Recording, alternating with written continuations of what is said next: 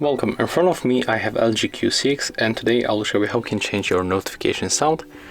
Click on the settings, find sound and notification, and right now we have to scroll down and we have to go for the more, then pick notification sound, and as you can see we can easily change it. It's set up on the Nutcracker, but we can go for the spectrum.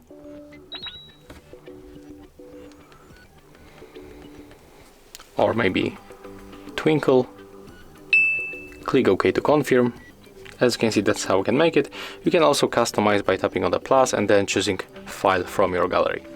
And that's how we can make it. If you find this video helpful, remember to leave a like, comment and subscribe to our channel.